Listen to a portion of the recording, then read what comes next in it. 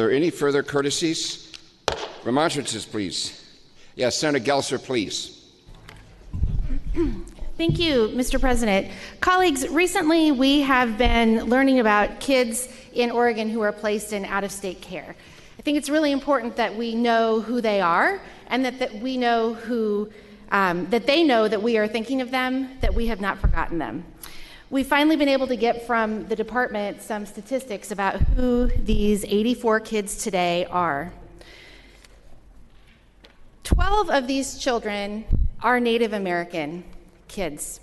That means 14% of the children placed out of state are Native American children, even though only 1.6% of Oregon kids are Native American. 13 of the Oregon children placed out of state, mostly in locked facilities that use inappropriate restraints, 13 are African American. That is 15% of the kids that are out of state, even though only 3.6% of Oregon kids are African American.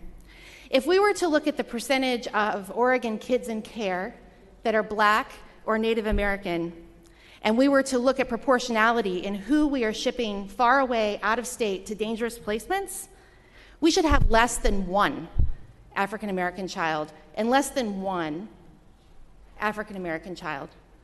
But instead, we have 12 Native American kids, 13 African American kids. We have 7 children with intellectual and developmental disabilities placed in locked, segregated institutional facilities out of state, breaking our promise to them that Oregon does not institutionalize people with intellectual and developmental disabilities. And finally, 9 of these kids have been in multiple out-of-state placements. And the longest period of time one of these kids has been there is 33 months. Colleagues, it's time to bring them home. Thank you, Mr. President. Recognize Senator Jackie Winters, please. Mr. President, I applaud the good senator from the Valley for bringing those numbers to us. You know, I've said early on that Oregon is not absent from the institutionalism of racism. I've said it when we talked about the nexus between what's happening with the Department of Human Services, and you can take those numbers and add them to the trend line with DOP, and you can also with OIA. We've got work to do. I talked yesterday about how we treat our children. And I think every day I'm gonna stand on this floor and talk about how we, here in Oregon, make the investment and treat our children. I'm not talking about somebody else's children. Our children. We can do better than this. We have done better than this.